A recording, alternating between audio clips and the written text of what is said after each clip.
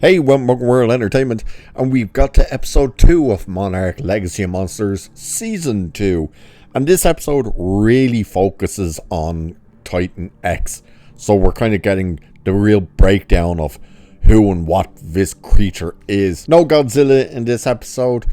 The only shot of Kong is at the very beginning because the opening of the episode was the end of last episode with Kong giving chase to Titian X into the water. So what we're finding out about Titian X is it seems to give off vibrations that seemingly only a few people seem to be able to feel until it gets really close. So Keiko can feel it and Cate can feel it apparently, but no one else really seems to be able to feel it. So it gives off some sort of signal by vibration. They just don't know what exactly the frequency is. So they bring Shaw and the rest of the team back onto the ship. By the way, this will be non-spoiler, even though there's not really much to spoil, but the Titan is on its way, like it's left. They're trying to follow it, but the guy, Tim, he's now basically in charge.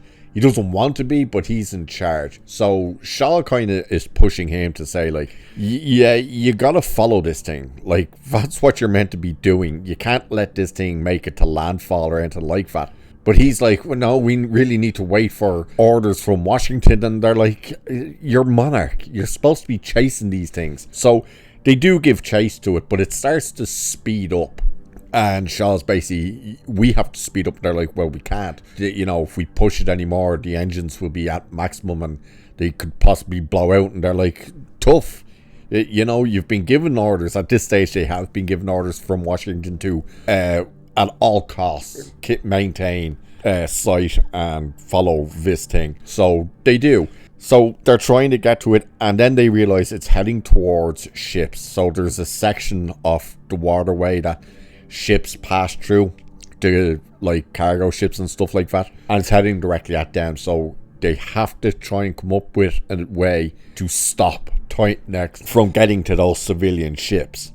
So while all that's happening in the past, we're learning that Bill has kind of discovered on the paintings in the cave but there's possibly a migration route being drawn on there for where Titian X goes. So he wants to follow that and try and get ahead of it. Keiko doesn't want to leave the island or the little town they're in. They're in Chile, and she's kind of discovering something about the waters being so pure or something. She's trying to figure out what's making the water so pure. So her and Bill have a kind of back and forth that he wants to go, she doesn't want to go. She wants to work on the science now, so they kind of make a compromise that he'll go while Lee and Keiko stay. So they go, and one of the guys in the village is saying to the woman who said to them, like, I'll show you this thing, but after I do, you just have to leave, which was the cave, obviously, that's too late now. You know, their destinies are set, which brings me to the realization, like, is it a sacrifice for Titian X? Because as I said with episode 1, when they're brought into the village, they see this, like, it's like a, well, what would you call it? It's like a platform type thing, but it seems like there's blood on it. So I was thinking, like, are they doing sacrifices to this thing on this? And they are, but not the way I thought it was. It was that they bring out this crazy, weird fish and cut it, and it signals, I think, for the little critters that are attached to Titian X. They haven't named those things yet. At least I don't think they have, but they're like half the size of a person. But I thought that they had drugged Keiko and Shaw because they start getting these kind of, they're not hallucinating, but everything kind of starts slowing down, and Keiko's like, do you feel that again and stuff like that? And I think when she's feeling the vibrations of Titian X, this kind of happens to her, because the same thing in present day starts happening to Cate at one stage, because one of those things got off Skull Island on the helicopter, so it's now on the ship, and they don't realize that it's on the ship. But in the past, Keiko seems to have set up kind of like what they call the the seismology reader things. I think that's what they were. There's like all these cylinders kind of that are hooked around in the cave, but she can feel this thing coming, and all of a sudden Shaw feels it as well, and all those little critters come up out of the ground in the cave and start coming down the cliff, and when they decide it's time to leave, as they're running to get onto a boat, Titan X comes up out of the water. And the funny thing is, Titan X has like, we've seen in the trailers and stuff that it seems to have like blue kind of light on it, but it also turns red.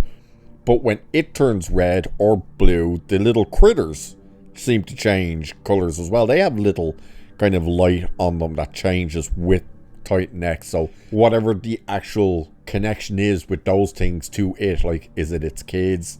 Is it like smaller versions of him? What exactly are these critters? So that's everything in the past. It really is kind of centered around this festival, which they get invited to, but it's there because Titan X is coming, and there's great visuals of Titan X as well in this. So in the present, they're trying to figure out, how do we get this thing's attention when this ship doesn't have any weapons? So Shaw's like, I saw a drone out on your deck, is that thing armed? And they're like, yeah, with a camera. And this is when Keiko comes up with the sound frequency that they need to try and get sound. So they do devise a plan to use the drone with this fitted out thing to try and get its attention. Doesn't work. But then Cate finds the little critter on board, and Kentaro, and May find Cate standing off against this thing, and they kind of stun it. He shoots it with a flare gun,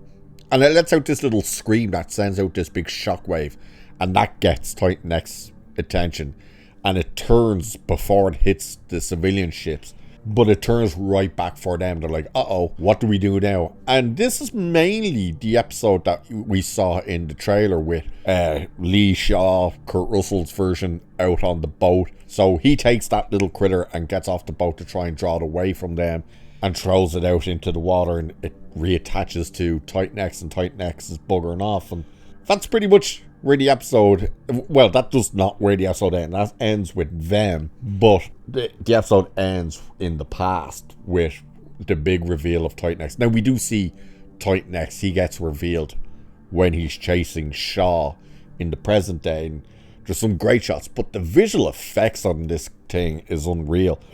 Like, when you're thinking that this is a TV series, like, the level of money they must have put into the special effects, and the level of special effects, it's just fantastic. He looks great, Titan X, assuming it's a he, it could be a she, but it looks fantastic. And in the water, because water effects are really difficult to do, and even the way the water moves and stuff looked fantastic. And when he turns, you see it in the trailer, you see a shot when he's turning in the water and you see the ships. That's the civilian ships. That's this episode. But it doesn't just turn and sail away from those. We then get a shot of one of the ships getting hit with the power of the wave from him just turning.